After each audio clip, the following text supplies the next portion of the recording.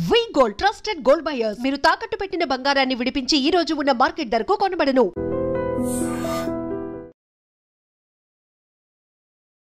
Hi hello నమస్తే welcome back to iDream media. ఈరోజు మనతో ఉన్నారు 30 ఇయర్స్గా లా ప్రాక్టీస్ చేస్తూ ముఖ్యంగా ఇమ్మిగ్రేషన్ మనకి లాయర్గా ఉన్న రాహుల్ రెడ్డి గారు మనతో ఉన్నారు. ఈ స్టూడెంట్ వీసాకు సంబంధించి ఓపీటీ అండ్ స్టెమ్ ఎక్స్టెన్షన్ గురించి ఈరోజు ఎపిసోడ్లో మాట్లాడబోతున్నారు. మీకు ఏ డౌట్స్ ఉన్నా సరే కామెంట్ సెక్షన్లో మెన్షన్ చేయండి. దానిపై మరిన్ని సిరీస్ ఎపిసోడ్స్ రానున్నాయి. Hi sir. నమస్కారం. బాగున్నారా? బాగున్నాను sir. How are you? Good good sir, ముఖ్యంగా స్టూడెంట్ వీసా మీద ఎవరైతే వెళ్తూ ఉంటారో వాళ్ళు ఇనిషియల్ పీరియడ్లో వాళ్ళకి ఓపీటీ మీద ఇచ్చే ఈ టైం పీరియడ్ అనేది ఏ విధంగా ఉంటుందంటారు? లేటెస్ట్గా దాని మీద ఎటువంటి అప్డేట్స్ రానున్నాయంటారు? ఇప్పుడు నార్మల్గా డిగ్రీ చేసేటప్పుడు కానీ బ్యాచిలర్స్ కానీ మాస్టర్స్ చేయగానే మన పిల్లలు ఎక్కువ మంది మాస్టర్స్ పోతుంటారు కాబట్టి మాస్టర్స్ గురించి ఎక్కువ మాట్లాడదాం. మాస్టర్స్ డిగ్రీ అయిపోయిన తర్వాత వాళ్ళకు ఓపీటీ అని 1 year వర్క్ పర్మిట్ ఇస్తారండి. ఆ వర్క్ పర్మిట్ వచ్చినప్పుడు వాళ్ళు కంపల్సరీ వర్క్ చేయాలన్నట్టు. ఓకే. వాళ్ళకు ఒకవేళ జాబ్ రాకపోతే ఆ ఓపీటీ అనేది క్యాన్సిల్ అవుతుంది. వాళ్ళకు ఒక ట్రాకింగ్ సిస్టమ్ ఉంటుంది, సివిస్ ట్రాకింగ్ సిస్టమ్ అని ఉంటుంది అన్నట్టు. ఆ ట్రాకింగ్ సిస్టంలో వాళ్ళు ఇన్ఫామ్ చేయాలి, మీ ఎంప్లాయర్ ఎవరు, ఎక్కడ ఉంటున్నావు నువ్వు, ఇవన్నీ ఇన్ఫామ్ చేయాలన్నట్టు. అయితే ఆ 1 year పీరియడ్లో 90 days అన్ఎంప్లాయ్మెంట్ అలౌడ్ అండి. 90 days వరకు 90 days without employment 90 days unemployment allowed. ఒకవేళ 91 day కనుక వచ్చింది అనుకోండి, ఖతం, సివిల్ సిస్టమ్ నుంచి వన్ కిక్ అవుట్ చేసి పడేస్తారు. అంటే అతను F1 వీసా ఖతమైంది, అక్కడ ఉండటానికి వీల్లేదు, అక్కడ ఓపీటీ అన్నది అతనికి వచ్చిన పర్మిట్ కూడా ఆటోమేటిక్గా క్యాన్సిల్ అయిపోతుంది అన్నట్టు. సో ఈ లోపల ఇతను ఎంప్లాయ్మెంట్ తీసుకోవడం కంపల్సరీ అవుతుందండి. సో ఈ లోపు ఎంప్లాయ్మెంట్ వచ్చింది అనుకుందాము, ఆఫ్టర్ 1 year ఆ ఎంప్లాయ్మెంట్ మీద ఎటువంటి ప్రొసీజర్ ఉంటుంది? స్టెమ్ ఎక్స్టెన్షన్ అనేది కంపల్సరీ చేయించుకోవాలి. అసలు స్టెమ్ ఎక్స్టెన్షన్ ఎందుకు చేయించాలంటే? అయితే ఇప్పుడు నార్మల్గా డిగ్రీస్ అక్కడ 2గా డివైడ్ చేస్తారండి. ఒకటేమో స్టెమ్ డిగ్రీ అంటే నార్మల్గా సైన్స్ కానివ్వండి, తర్వాత ఫిజిక్స్ కానీ, మ్యాథ్స్ కానివ్వండి, తర్వాత కంప్యూటర్ సైన్స్, ఇంజనీరింగ్ డిగ్రీస్, ఇవన్నీ స్టెమ్ డిగ్రీస్ అంటారండి. ఓకే. గవర్నమెంట్ అక్కడ పిల్లల్ని స్టెమ్ డిగ్రీస్ చేయడానికి ప్రమోట్ చేయడానికి ఈ స్టెమ్ ఎక్స్టెన్షన్ ఒకటి పెట్టింది అన్నట్టు. అంటే వీళ్ళకు మాస్టర్స్ డిగ్రీ కంప్లీట్ అయిపోయిన తర్వాత, అంటే కంప్యూటర్ సైన్స్లో మోస్ట్లీ మన వాళ్ళందరూ కంప్యూటర్ సైన్స్లో చేస్తారు కాబట్టి దాని గురించి ఎక్కువ మాట్లాడుకుందాం. సో అందరూ ఫస్ట్ 1 year ఓపీటీ అని వర్క్ పర్మిట్ ఉంటుంది. ఆ వర్క్ పర్మిట్ అయిపోయిన తర్వాత అతనికి జాబ్ ఉంటే ఇంకొక 2 years వర్క్ పర్మిట్ వస్తుందండి. దాన్ని స్టెమ్ ఎక్స్టెన్షన్ అంటారు అన్నట్టు. ఆ స్టెమ్ ఎక్స్టెన్షన్లో కూడా 90 days అన్ఎంప్లాయ్మెంట్ అలౌడ్ అక్కడ, అందులో కూడా. అయితే రెండిట్లో కలిపి 150 రోజులే. అంటే ఎక్కడో ఒక దగ్గర తగ్గించుకోవాలన్నట్టు. ఇక్కడ 90 days, అక్కడ 90 days బ్యాక్స్, ఓవరాల్గా 150 days దాటకూడదు అన్నట్టు. స్టెమ్ ఎక్స్టెన్షన్లో కూడా జాబ్ కంపల్సరీ ఉండాలి, జాబ్ కంపల్సరీ చేయాలి. అంటే ఈ 180 days పక్కన పెడితే యాక్చువల్లీ 150 90 + 90 కాదు, అక్కడ ఇక్కడ 60 ఇవ్వాలన్నా అక్కడ 70 ఎక్కడో కంట్రోల్ చేసి పెట్టాలన్నట్టు. సో ఇన్ కేస్ ఈ స్టెమ్ ఎక్స్టెన్షన్ కన్నా ముందు తనకి జాబ్ పోయినట్లయితే ఓపీటీ టైంలో ఇంకా స్టెమ్ ఎక్స్టెన్షన్ కూడా ఉండదు అంటారు. ఒకవేళ స్టెమ్ ఎక్స్టెన్షన్ చేసే టైంలో ఓకే, మీకు మొదలే స్టెమ్ ఎక్స్టెన్షన్ ఓపీటీ అయిపోక ముందే మీకు 3 months ముందే స్టెమ్ ఎక్స్టెన్షన్ ఫైల్ చేసుకోవచ్చు. ఒకవేళ స్టెమ్ ఎక్స్టెన్షన్ ఫైల్ చేసుకునే తప్పుడు ఒకవేళ జాబ్ లేదనుకోండి, ఇక మనని గోవిందా, అతనికి మాత్రం ఆ స్టెమ్ ఎక్స్టెన్షన్ రాదు. కంపల్సరీ అప్పుడు జాబ్ ఉండాలి. సో కంపల్సరీ ఓపీటీ టైంలో జాబ్ ఉండాలి అండ్ అది ఎక్స్టెన్షన్ టైంలో కంపల్సరీ జాబ్ ఉండాలి. ఓపీటీ మొదలైనప్పుడు ఉండనక్కర్లేదు, ఓపీటీ ఎండ్ అయ్యేటప్పుడు మాత్రం కంపల్సరీ ఉండాలి. లేకపోతే మనోడు గోవిందా అవుతాడు, స్టెమ్ ఎక్స్టెన్షన్ రాదు. సో ఓవరాల్గా how long they can stay? 3 years time duration proper stay చేయొచ్చు? అవునండి, 3 years. అంటే 2 years ఏమో వీళ్ళు మాస్టర్స్ చేస్తారు. టిపికల్గా 1.5 year. వీళ్ళు మన వాళ్ళు పోయేది ఆగస్టు పోయిన తర్వాత మే జూన్ కల్లా గ్రాడ్యుయేట్ అవుతారు నెక్స్ట్ ఇయర్కు. అంటే 1.5-2 years వీళ్ళు గ్రాడ్యుయేట్ అయిపోయిన తర్వాత మళ్ళీ వీళ్ళకు 3 years. ఫస్ట్ ఓపీటీ 1 year, తర్వాత స్టెమ్ ఎక్స్టెన్షన్ 2 years. ఈ 3 years పర్మిట్ ఉంటుంది, వర్క్ పర్మిట్. ఈ లోపల కనుక మనోడు లాటరీ, H1B లాటరీ మీకు తెలుసు కదా, మార్చ్లో 80,000 members H1B లాటరీ చేస్తారు కదా. అప్పుడు చేసినప్పుడు ఇతను ఎంప్లాయర్ H1B లాటరీ చేస్తే H1B వచ్చేస్తేనేమో ఖతం అన్నట్టు. ఓపీటీ స్టెమ్ ఎక్స్టెన్షన్ ఈ అబ్బాయికి అవసరం లేదు, H1B మూవ్ అవుతాడు అన్నట్టు.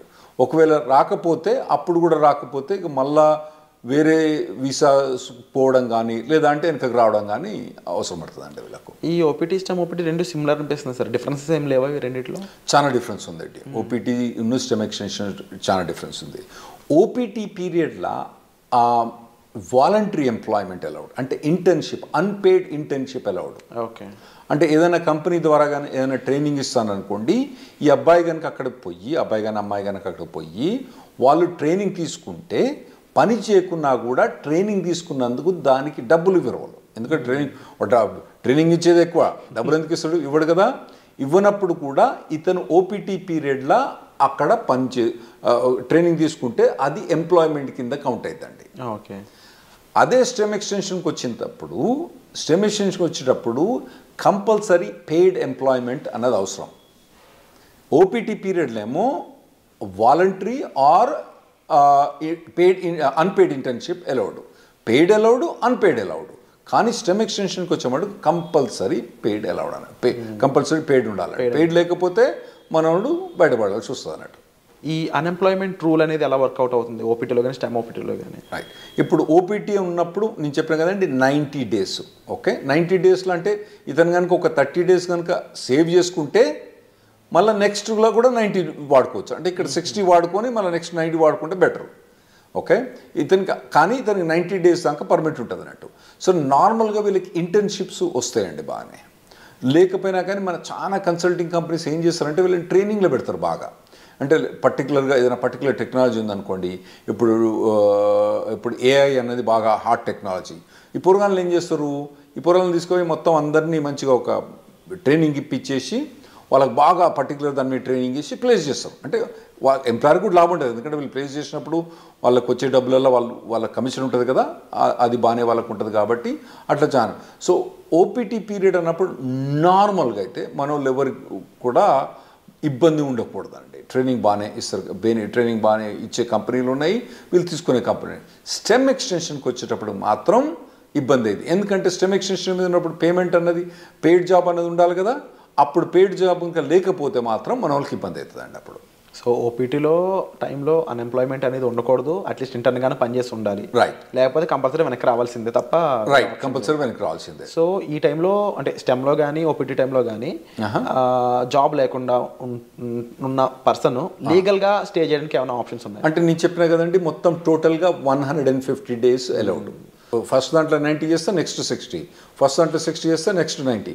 ఏ దాంట్లో కూడా 90 కన్నా ఎక్కువ చేయరాదు అన్నట్టు. అంత మటుకు అన్ఎంప్లాయ్మెంట్ అలౌడ్. ఫస్ట్ ఓపీటీ పీరియడ్లో మీకు stem voluntary unpaid internship allowed, stem extension allowed కాదు. సో మీరు అన్నది కరెక్ట్. ఒకవేళ కనుక ఆ 150 days కూడా క్రాస్ అయితే అతను లీగల్ స్టేటస్ పోద్ది. ఇవన్నీ ఇన్ఫర్మేషన్ ట్రాకింగ్ ఎక్కడ ఉంటుంది అంటే సివిల్ సిస్టంలో ట్రాకింగ్ ఉంటుంది అన్నట్టు. వాళ్ళు ట్రాక్ చేస్తూ ఉంటారు అన్నట్టు. ఇవన్నీ వీళ్ళు చెప్పాలి, పిల్లలు పోయి వాలంటీర్గా నాకు జాబ్ పోయింది పోలేదని. అందులో కూడా ఇన్వెస్టిగేషన్స్ అవుతా ఉంటాయి అప్పుడప్పుడు. ఒకవేళ మనోడు జాబ్ చేస్తాడనుకోండి, జాబ్ పోయిందనుకోండి, వీడు చెప్పలేదనుకోండి, దెన్ అతనికి ప్రాబ్లం రావచ్చు. ఇంకోటి ఏంటంటే కంపెనీ కూడా ఇన్ఫార్మ్ చేస్తుంది కాలేజ్కి, అరే నాయన మా దగ్గర పనిచేస్తాడు కానీ ఇప్పుడు వీడు మా దగ్గర లేడు అని చెప్పి వాళ్ళు కంపెనీకి ఇన్ఫార్మ్ చేస్తారు, మన యూనివర్సిటీకి ఇన్ఫార్మ్ చేస్తే వీళ్ళని టర్మినేట్ అయిపోతారు అన్నట్టు. సో ఆ పీరియడ్లో ఎంప్లాయ్మెంట్ అనేది చాలా అవసరం అండి. అయితే ఈ స్టెమ్ ఎక్స్టెన్షన్లో 40 hours జాబ్ అవసరం లేదు, 25-30 hours జాబ్ కూడా చేసుకోవచ్చు. ఒకవేళ కనుక అతనికి తక్కువ జాబ్ ఏదైనా దొరికిందనుకోండి, తక్కువ టైంలో దొరికిందనుకోండి, స్టెమ్ ఎక్స్టెన్షన్లో ఆ 25 hours 30 hours కూడా చేసుకోవచ్చు అన్నట్టు. ఇది స్టెమ్ ఎక్స్టెన్షన్. ఫస్ట్ 1 year కాదు, తర్వాత నెక్స్ట్ 2 yearsలో. ఓపీటీలో ఇన్ కేస్ ఈ ఫ్రీ జాబే ఉంది, ఇంకా అవును, నెక్స్ట్ స్టెమ్ ఎక్స్టెన్షన్ ముందు కూడా ఫ్రీ జాబే ఉంది అంటే ఓపీటీ నుంచి స్టెమ్ ఎక్స్టెన్షన్ పోయేటప్పుడు ఆ స్టెమ్ ఎక్స్టెన్షన్ జాబ్ అనేది కంపల్సరీ పెయిడ్ జాబ్ ఉండాలి. లేకపోతే యుఎస్సిఎస్ పర్మిషన్ ఇవ్వదు, స్టెమ్ ఎక్స్టెన్షన్ ఇవ్వదు. సో లీగల్గా వీళ్ళు ఎలాంటి అప్లై చేయొచ్చు? ఫర్ ఎగ్జాంపుల్ అప్పటికి జాబ్ ఫైండ్ అవుట్ చేయకపోతే లీగల్గా ఇంకేం చేయలేరు అంటారా? అవునండి. స్టెమ్ ఎక్స్టెన్షన్ అప్పుడు కనుక ఒకవేళ కనుక ఫస్ట్ 1 yearలోనేమో వీళ్ళకి ఇంటర్న్షిప్ జాబ్స్ ట్రైనింగ్స్ బాగానే ఉంటుంది. ఆ తర్వాత కనుక వీళ్ళకు ఒకవేళ కనుక పెయిడ్ జాబ్స్ కనుక దొరకకపోతే ఖతం. సో వీసా చేంజ్ అవ్వడం లాంటి ప్రొసీజర్ ఏమైనా ఫాలో అవ్వచ్చు? అవునండి. అప్పుడు వాళ్ళు B2కు చేంజ్ ఆఫ్ స్టేటస్ ఫాలో కావచ్చు, లేదంటే మళ్ళీ కాలేజ్ పోయి ఇంకో మాస్టర్స్ డిగ్రీ చేయొచ్చు, మళ్ళీ లేదంటే డాక్టరేట్ డిగ్రీ చేయొచ్చు, లేదంటే వాళ్ళకు ఒకవేళ H4 ఆప్షన్ ఉంటే H4 చేయొచ్చు, లేదా ఇండియాకి రావాలన్నా ఇండియాకి రావచ్చు, లేదా కెనడాకి పోవన్నా కెనడాకి పోవచ్చు. సో అప్పుడప్పుడు మన వాళ్ళు జనాలు వచ్చి చెప్తా అంటారు, నేను 2 మాస్టర్స్ డిగ్రీ చేసిన 3 మాస్టర్స్ డిగ్రీ చేసిన అంటారు. వీళ్ళు ఏంది అక్కడ 2 మాస్టర్స్ డిగ్రీ చేసింది ఎందుకు, ఆడ పోయి వాళ్ళు ఏదో మాస్టర్స్ డిగ్రీ ఇంకో మాస్టర్ డిగ్రీ ఉంటే వాల్యుయేషన్ అని కాదు. 90% ఆఫ్ ద మెంబర్స్ ఏమవుతారంటే వాళ్ళు అక్కడ ఉండటానికి వేరే మాస్టర్స్ డిగ్రీ చేస్తారు. అది ఇంకోటి మీరు అడగొచ్చు ఏంటంటే, మరి ఇంకో మాస్టర్స్ డిగ్రీ చేస్తే మళ్ళీ 3 ఏళ్ళు పర్మిట్ వస్తుందా? గ్రేస్ పీరియడ్స్ ఎలా ఉంటాయి అసలు? ఒక లెవెల్ ఆఫ్ డిగ్రీకి ఒక ఓపీటీ, ఒక స్టెమ్ ఎక్స్టెన్షన్, ఇంకో లెవెల్ ఆఫ్ డిగ్రీకి ఒక ఓపీటీ, ఒక స్టెమ్ ఎక్స్టెన్షన్. అంటే బ్యాచిలర్స్ డిగ్రీకి ఓపీటీ స్టెమ్ ఎక్స్టెన్షన్ ఉంటుంది, మాస్టర్స్ డిగ్రీకి ఓపీటీ స్టెమ్ ఎక్స్టెన్షన్ ఉంటుంది, మళ్ళీ డాక్టరేట్ డిగ్రీ ఉంటుంది. మనోళ్ళు చాలామంది పోయేది మాస్టర్స్ డిగ్రీకి, కాబట్టి వాళ్ళు మాస్టర్స్ డిగ్రీ చేసినప్పుడు ఒక ఓపీటీ, ఒకటి స్టెమ్ ఎక్స్టెన్షన్, అంటే 3 ఏళ్ళు వర్క్ పర్మిట్ ఉంటుంది. ఈ లోపల కనుక వాళ్ళకు జాబ్ పోతే వాళ్ళు మళ్ళీ వేరే మాస్టర్స్ జాయిన్ అయ్యి మళ్ళీ మాస్టర్స్ తీసుకుంటే మళ్ళీ ఓపీటీ అన్నది రాదు.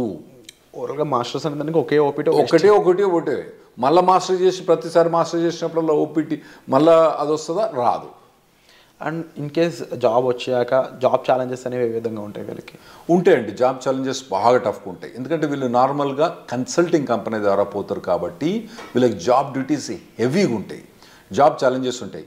నేను నార్మల్గా స్టూడెంట్స్కి ఏం చెప్తా అంటే, ఇక్కడ మీరు ఇంజనీరింగ్ చేసేటప్పుడు, ఇండియాలో ఇంజనీరింగ్ చేసేటప్పుడు మీరు ఇంటర్న్షిప్స్ చేయండి. వేరే కంపెనీస్లలో, సాఫ్ట్వేర్ కంపెనీస్లో ఇంటర్న్షిప్ చేయండి. ఇక్కడ నాకు తెలిసి ఇక్కడ చాలా software companies they are ready to take ఈ ఇంటర్న్స్ తీసుకుంటాను రెడీ ఉంటారండి. ఇంటర్న్షిప్ చేయండి, తర్వాత పర్టికులర్గా ఏ సాఫ్ట్వేర్ మీద కానీ ట్రైనింగ్ చేయండి, మోడల్ ప్రాజెక్ట్స్ చేయండి. ఇటువంటివన్నీ మీరు ఫస్ట్ ఇయర్ నుంచి చేసుకుంటే రావాలన్నట్టు. అంటే ఎలాంటి ఇండస్ట్రీస్ మోస్ట్లీ ఓపీటీని స్టెమ్ని ఎక్కువ రిక్రూట్ చేసుకుంటాయంటే? ఇప్పుడు అంటే మన వాళ్ళందరూ ఐటీలో పోతుండ్రు కాబట్టి ఐటీ ఇండస్ట్రీ గురించే మనకు ఎక్కువ ఉంటాయి. అంటే వేరే ఇండస్ట్రీ అంత మెచ్యూర్ కాలే. ఇప్పుడు వేరే మెకానికల్ ఇంజనీర్ కానీ, సివిల్ ఇంజనీర్ కానీ వీళ్ళకి పోతే వీళ్ళకు ఓపీటీ మీద జాబ్ కానీ, మెకానికల్ ఇంజనీర్ వాటి మీద ఓపీటీ స్టెమిషన్ చాలా కష్టమైంది అబ్బాయిలకు వాళ్ళకు. అదే ఐటీలో పోయిన వాళ్ళకి ఏంటంటే వీళ్ళకి ఒక పాత్వే ఉన్నది ఆల్రెడీ. చాలా మట్టుకు జాబ్ ఆపర్చునిటీస్ బాగానే ఉన్నాయి. కాకపోతే మన పిల్లలు ఏం చేయాలంటే మొదటి నుంచే వీళ్ళు ట్రైన్ కావాలి. ఏదైనా పర్టికులర్ టెక్నాలజీ ఎంచుకొని వీళ్ళు ఫస్ట్ ఇయర్ బ్యాచిలర్స్ డిగ్రీ కానీ, సెకండ్ ఇయర్ బ్యాచిలర్స్ డిగ్రీ కానించి అప్పటి నుంచి ఏదైనా టెక్నాలజీ ఎంచుకొని పోవాలి. తర్వాత ఏంటంటే మధ్యలో టెక్నాలజీ చేంజ్ అయిందనుకోండి, చేంజ్ కావాలి దానికి టెక్నాలజీ. ఎందుకంటే టెక్నాలజీ ఎంత ఫాస్ట్గా చేంజ్ అవుతుందంటే, ఆర్టిఫిషియల్ ఇంటెలిజెన్స్ ఏంటంటే 3 ఏళ్ల కింద దాని పేరేం లేదు, నవిడియా పేరేం లేదు. ఇప్పుడు అది number 1 company in the world అయిపోయింది. సో అట్లా టెక్నాలజీస్ అన్ని ఇప్పుడు అందరూ ఎవ్వరు కూడా ఆర్టిఫిషియల్ ఇంటెలిజెన్స్ అంటున్నారంటూ. అది కొన్ని కంపెనీస్ పనిచేసేవాళ్ళు చెప్తారు, మాకు అసలు ఆర్టిఫిషియల్ ఇంటెలిజెన్స్ అవసరం లేదు, కానీ మా కంపెనీలో ఎందుకు హైర్ చేస్తున్నారో లేదు, వాడు రెజ్యూమ్ మీద ఆర్టిఫిషియల్ ఇంటెలిజెన్స్ బెటర్, వానికి ఒక ఏదైనా కోర్సు కానీ, ఏదన్నా ఒక 5 months ఎంప్లాయ్మెంట్ కానీ, ఇంటర్న్షిప్ కానీ ఉంటే తీసేసుకుంటారు మా దగ్గర అని చెప్తాను వాళ్ళు. సో అటువంటి హాట్ టెక్నాలజీస్ ఉన్న వాళ్ళు వీళ్ళు చూస్ చేసుకోవడం బెటర్. కాకపోతే కొద్దిగా మొదటి నుంచి కూడా ఒకవేళ, ఎందుకంటే ఇప్పుడు ఏఐ అంటున్నారు, అంతకుముందు డేటా సైన్స్ అన్నారు, రేపు ఇంకోటి అంటారు. సో ఇటువంటి ఏ ఒక్క టెక్నాలజీ కూడా ఒక పర్సన్ ట్రైన్ అయితే ఆ టెక్నాలజీ మారినప్పుడు ఈజీగానే అడాప్ట్ అయిపోతారు. నువ్వు ఉట్టిగానే కూర్చొని 4 ఏళ్ళు ఏం పని చేయకుండా, ఆ తర్వాత నువ్వు మాస్టర్స్ డిగ్రీ చేసేటప్పుడు కూడా ఏం ట్రైనింగ్ తీసుకోకుండా చక్కగా నువ్వు పోయి మాస్టర్ డిగ్రీ అయిపోయిన తర్వాత నువ్వు ఓపీటీకి పర్మిషన్ ఇచ్చి ఆడ పోయి జాబ్ ఏమంటే అప్పుడు కష్టమైంది. ఇప్పటి నుంచి మీరు బిల్డప్ చేసుకుంటూ పోవాలన్నట్టు. ఇవి చాలా కాంపిటేటివ్గా ఉంటాయి ఓపీటీ స్టెమ్లో కూడా. అట్ ది సేమ్ టైం మీరు ఈ డౌన్ టర్న్స్, ముఖ్యంగా లే ఆఫ్స్ కానీ అవి ఎంత ఇంపాక్ట్ చేస్తాయంటారు ఓపీటీ వాళ్ళని? బాగుంటాయి, ఓపీటీ మీద ఇంపాక్ట్ బాగుంటుంది. ఫస్ట్ ఒకటి మీరు అర్థం చేసుకోవాలి, శాలరీస్ ఎట్లున్నాయి వీళ్ళవి. యుఎస్ శాలరీస్ 80 లక్షలు 90 లక్షలు. ఏది ఓపీటీ స్టెమ్ ఎక్స్టెన్షన్ కూడా 80 లక్షలు 90 లక్షల నుంచి మొదలైతే వాళ్ళకి శాలరీస్. సో మనకి ఇక్కడ ఇండియాలో ఏంది, మీరు పెద్ద పెద్ద కంపెనీలు పోయినా అనుకోండి, అది వెరీ సర్ప్రైజ్. గూగుల్ అటువంటి కంపెనీస్లలో, అంటే నేను పర్టికులర్ గూగుల్ అని చెప్పాను, వేరే కంపెనీస్లో శాలరీ చూస్తే వాళ్ళకి ఏంది నెలకు 30,000, నెలకు 25,000, అంటే దాదాపుగా 4 లక్షలు 5 లక్షల ప్యాకేజ్ కూడా మా ఎక్కువ ఇక్కడ. ఏది ఎంట్రీ లెవెల్లకు అక్కడ 80 లక్షల నుంచి 90 లక్షల దాకా ప్యాకేజ్ ఉంది అక్కడ. అయితే అట్లా ప్యాకేజ్ ఉన్నప్పుడు ఇక్కడ వీనికేమో 5 లక్షలు వస్తా అంటే నీకు ఆడేమో 80 లక్షలు ఇస్తాను అంటే నీ పెర్ఫార్మెన్స్ ఎట్లా ఉండాలి? You have to be at least 10 times better then the guy who's working here. నువ్వు ఉన్నావా లేదా 10 times? లేనప్పుడు నువ్వు షార్ప్మెంట్ స్కిల్ చేసుకోవాలి. నువ్వు అట్లా ఆలోచించాలి. ఇక్కడ వచ్చినానికేమో 5 లక్షలు, నీకేమో 80 లక్షలు, అంటే నీది కనీసం 10 రెట్లు ఎక్కువ ఉండాలి నీ పెర్ఫార్మెన్స్. అంటే 10 రెట్లు ఎక్కువ ఉండాలంటే నువ్వు షార్ప్ అని చేసుకోవాలి. Unit be fit for it. అక్కడ పోయి నేను మాస్టర్స్ అయిపోయిన తర్వాత అప్పుడు నేను నేర్చుకుంటా అంటే ఇప్పుడున్న పరిస్థితిలో మాత్రం నడవదు. 100% కరెక్ట్ సార్, డెఫినెట్లీ మీరు చెప్పిన విషయాలన్నీ కూడా. అండ్ ముఖ్యంగా ఓపీటీ స్టెమ్లో స్టూడెంట్ సిచ్యువేషన్ ఏ విధంగా ఉంటుంది, టైం పీరియడ్ ఎలా ఉంటుంది, గ్రేస్ పీరియడ్స్ అండ్ రాకపోతే ఏంటి పరిస్థితి, ఈ విషయాలన్నీ విన్నారు కదా. అలాగే H1B లాటరీ పరిస్థితుల్లోనూ ఆఫ్టర్ జాబ్ వచ్చాక లైక్లీ ఎఫెక్ట్స్ ఏమేమి ఉంటాయి అనేవి వచ్చే ఎపిసోడ్లో చూద్దాం. So stay tuned. Thank you so much for information. Thanks.